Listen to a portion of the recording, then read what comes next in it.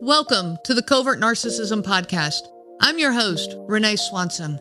I am not a therapist, and you are not a victim. Welcome to the Covert Narcissism podcast. I'm your host, Renee Swanson, and thank you for joining me today and for continuing this journey of unmasking narcissism.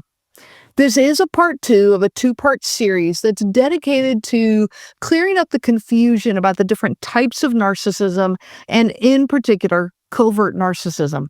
So if you missed last week's episode, go back and get it so you have part 1, and today continues part 2. I also want to remind you that I'm doing something a little different this time. I am offering my notes through a slideshow, actually, and I've set it up on my YouTube channel. So go to the YouTube channel for the Covert Narcissism podcast, and there you can see the visuals so that you can have the notes that go along with this episode, if that is, of benefit to you.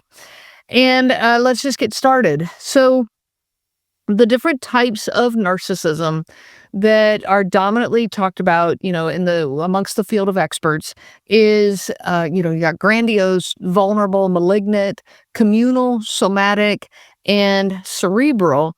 But when you look at this list, you don't see the words covert narcissist. And there's a reason for this. Because covert actually describes the behavioral traits of the different types of narcissism.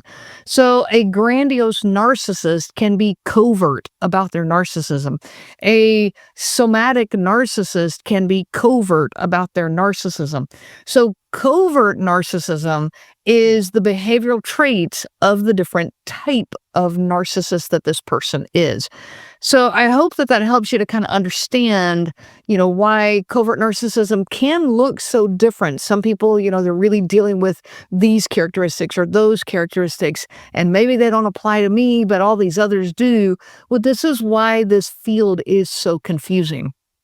Let me add to that vulnerable narcissism and covert narcissism, those two words are used interchangeably a lot out in the world. And so when somebody is talking about covert narcissism, what they're actually referring to is a vulnerable narcissist. This adds to the confusion, but I hope that your awareness of all of this will help you to make that distinction so that you are not, wallowing in this confusion along with everyone else. All right. Well, let's get started. We are picking up where we left off, and we are talking about malignant narcissist. Now, a malignant narcissist is very motivated by their desire to control and their desire to dominate. They definitely, use a lot of exploitation. That's an identifying sign of them, is the exploitation. Another identifying sign is the complete, and I do mean complete lack of empathy, a complete lack of remorse. Some narcissists, like a vulnerable narcissist, you're going to see more signs of empathy. It's going to be a learned empathy, or they might even have some little elements of empathy, but a malignant narcissist has zero. This is a complete lack of empathy. So the overt behaviors of a malignant narcissist.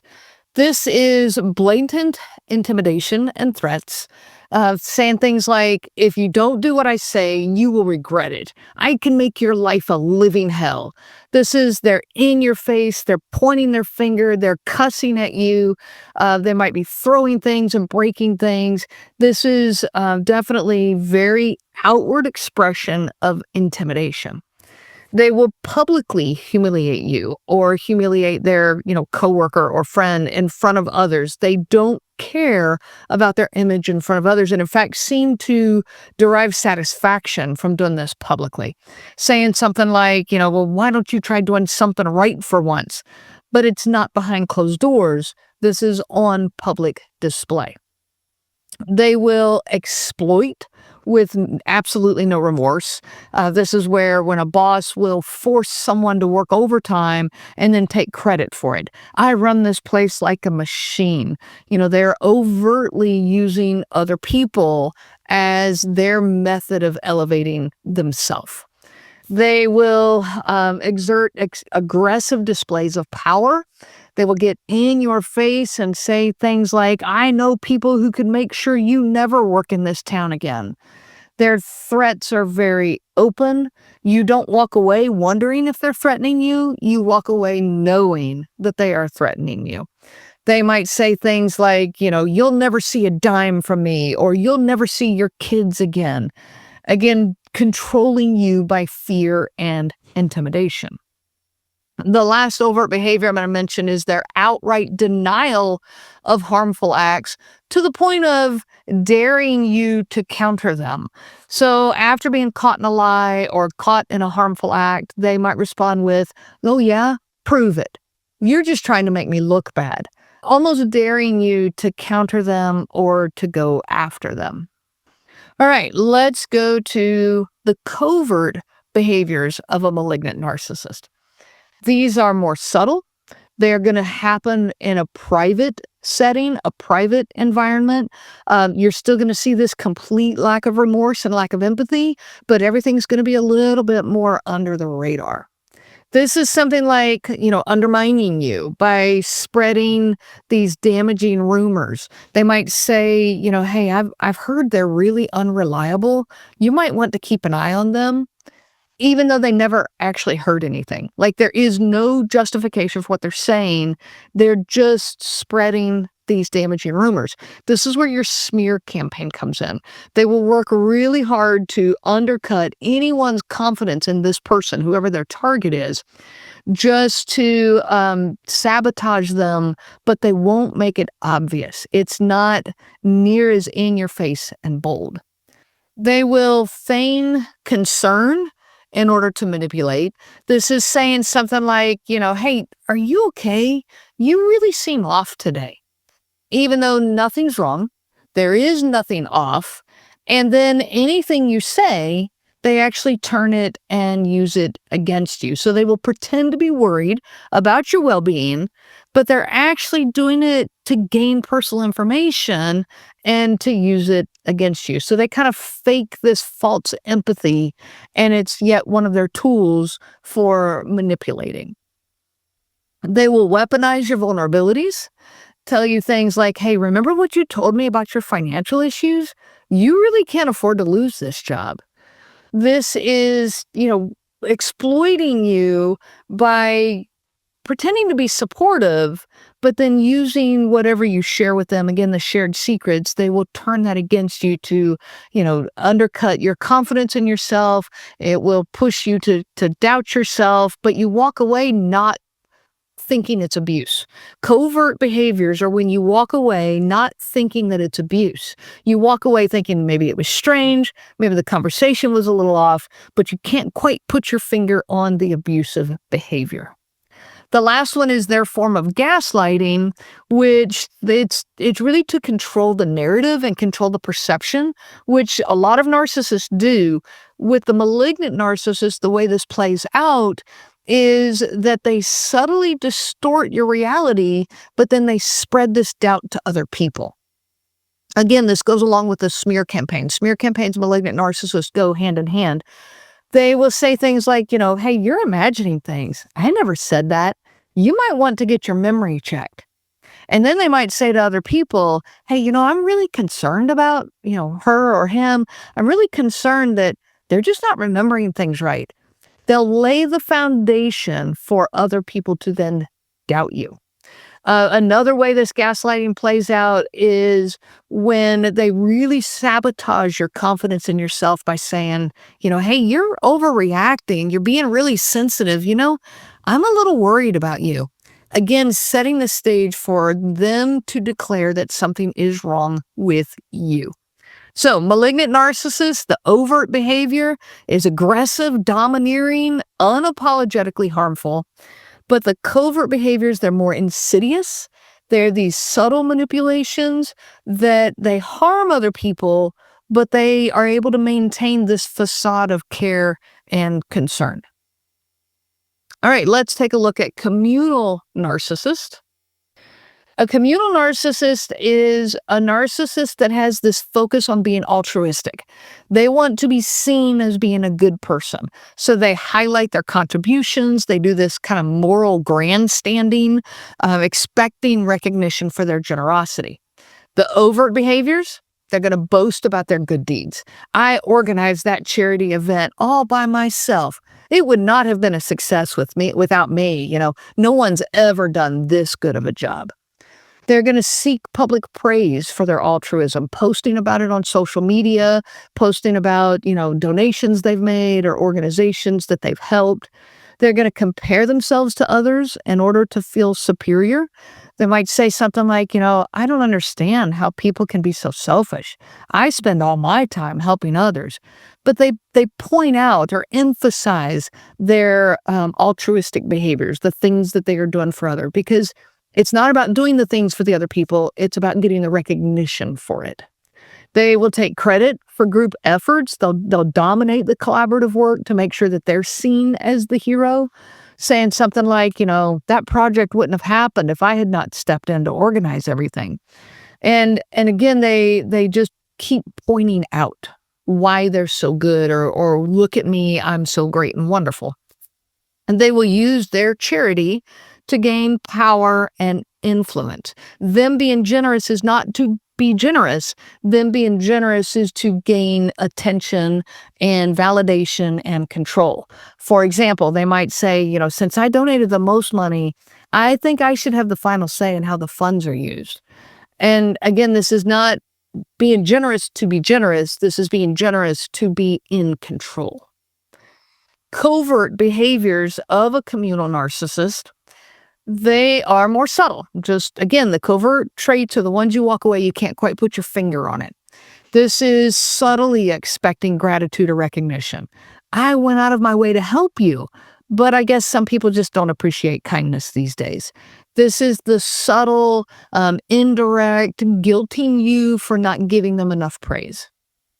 And they will downplay their true motives. They'll, oh, it was nothing. Like if you're trying to give them a compliment, oh, it was nothing. Really, I just enjoy helping.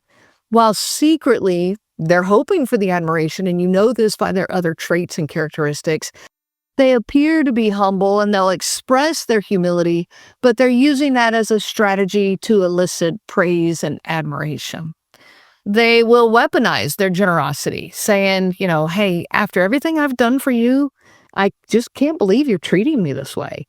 And this is to remind you of their good deeds and then to use that to manipulate you. It doesn't matter that you're trying to ask them about this one thing in front of you. They will point out all these wonderful things that they've done for you. But, I can't believe that you're mad at me for this. And so they weaponize their generosity. They will undermine others while feigning morality. I just want to help them do better. But honestly, if they don't care, they just must not care about people as much as I do if they don't want my help. This is subtly criticizing under the guise of being helpful. If they don't want my help, it must be because they don't care like I do. I just wanted to help. They, in the name of helping, they will overstep boundaries, taking over someone's personal responsibilities, but saying, hey, I only did it because I care so much about you. But they say this while ignoring your needs, your wishes, your opinion about things. They impose their assistance to appear, kind and generous, but it's really to gain control over you. So with the communal narcissist, the overt behaviors is the obvious self-promotion, but the covert behaviors are the subtle manipulation, guilt tripping, and humility that's actually there to elicit admiration and validation. So they kind of hide behind this selfless facade, but it's a facade to cover, their true narcissistic behaviors. The somatic narcissist. The somatic narcissist is the narcissist who demonstrates a large amount of physical prowess, sexual prowess. They're very preoccupied with their body image, and they have this constant need for compliments about their appearance. They're very focused on their physical attractiveness. The overt behaviors, they're going to be constantly flaunting their appearance, posting all these selfies on social media, and the selfies that just, look at me is what they scream. Bragging about their sexual conquests. They might be telling friends, people just can't resist me. I can get anyone I want. This is the overt, behaviors of the somatic narcissist. They're going to criticize the appearances of others. She would look so much better if she just took care of herself like I do. Again, very overt behavior. They're going to obsess over fashions and trends. I only wear designer brands because I know how to present myself. I know how to look better. And I know it looks, they're diminishing other people by elevating their own sense of superiority. They're going to seek validation through public performance. They might make a spectacle of themselves at the gym, like really showing off, or on the dance floor for the purpose of attracting attention. And then afterwards even comment, "Did you see how everyone was watching me?" This again being the very overt behaviors. These are in-your-face narcissistic. But they can also have covert behaviors. The somatic narcissist is going to fish for compliments. They might say something, they might be in the best shape ever, but they say something like, "Yeah, I feel so out of shape lately." Just clearly waiting for you to reassure them that, "What? Are you crazy? You look great." They might passive aggressively highlight their attractiveness. They might say something like, "I don't know why people always stare at me when I walk into a room. It's so awkward." They're pointing out that everyone's looking at them, but they're not going to be so overt about it to say, "I know everyone's looking at me." Instead, they're going to just say, "It's really awkward that everyone's looking at me." So they're still highlighting the same thing. It's just more passive aggressive. They're going to use their health or fitness to gain sympathy and attention, drawing attention, to their efforts, but not being overtly boastful. So they might say something like, "I've been working so hard on my diet and fitness, but no one seems to notice." Really what they're doing is fishing for you to notice, fishing for you to give them the validation and attention. They will belittle others, but do it very subtly. They might say something like, "Oh, you look great," which, again, starts out right. But then they follow it with, "I'd never be brave enough to wear something like that." Will you walk away wondering, was that a compliment? I'm not really sure. They frame their remarks as compliments, but they imply superiority. The last covert behavior is their sexual manipulation. They will quietly leverage their sexual desirability to gain favors and maintain control, such as flirting to get what they want or flirting to make other people jealous, but they use their sexuality as a very subtle tool for power and validation. So the key takeaway here is that the overt behaviors of a somatic narcissist are bold, they're direct, they're focused on flaunting about their appearance, their health, or their sexuality, while the covert behaviors, guess what? They're more subtle, they're more insidious, they're passive aggressive, but their goals are the same. But with a covert narcissist, they want to not appear to be self-centered, so they hide the narcissistic traits that are under the surface. All right, the last one we're going to talk about is the cerebral narcissist. The cerebral narcissist is the one focused on intelligence. They see their superiority based on being intellectually superior to other people. And so they are overly analytical, they're very condescending, and they are prone to these intellectual debates in order to showcase their intelligence. So again, they have overt behaviors and covert behaviors. Overt, they will boast about their intelligence. "I have a higher IQ than most people, I know, so I usually end up being the smartest person in the room." They will openly highlight their intellectual superiority. Talking down to other people, they will demean others as their way of, asserting their intellectual dominance. They'll say something like, "I can explain it to you in simpler terms, since this is probably over your head." Again, very overt about their narcissism. They will dominate conversations with theories and facts, in essence, showing off their knowledge. They'll hijack even a casual discussion to jump into this in-depth, big words description. It's an unasked for lecture, saying like, actually, if you look at the data, what you're saying doesn't make sense. And then they dive in to show their superiority. They will discredit other people's opinions. Your argument is so flawed, I don't even know where to begin to correct you. This is to invalidate you and invalidate how, other people see you. And they will claim to be the authority on many topics. I've read every book on the subject, so I know more about this than anyone here, presenting themselves as the ultimate expert, regardless of the topic. It doesn't matter what topic. They are the expert at everything. Now, the covert traits of a cerebral narcissist, these, again, more subtle, under the radar, under the surface. They will subtly undermine other people's ideas. Things like, that's an interesting perspective, but have you ever considered how oversimplified it is? So they frame their criticism as intellectual guidance because they are, superior to you, but you feel very dismissed. You don't really quite know why. Again, covert behaviors, you don't walk away thinking it's abuse. You don't walk away identifying it because it's so subtle. They will feign humility to elicit praise. They might say something like, I don't know why people keep asking for my advice. I'm not that brilliant. Really what they're looking for is your responses that says, are you kidding? You're a genius. And they're wanting you to pump them up. Gaslighting through intellectual manipulation looks like, if you really understood this topic, you wouldn't be confused right now. But this is implying that you are less intelligent. This implies that, you shouldn't be questioning them. And they actually will use complex languages just to make you feel inferior. Withholding information to maintain power. They might say something like, oh, I thought everyone knew that. I guess it's up to me to fix it. This is, again, to maintain their control by ensuring that other people are depending on them for their expertise. The last one is passive-aggressively highlighting their achievements.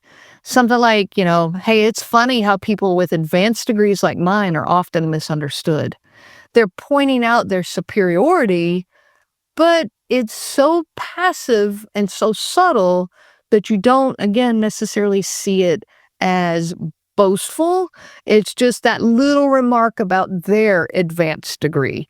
And so it's a hidden boastfulness, if you will.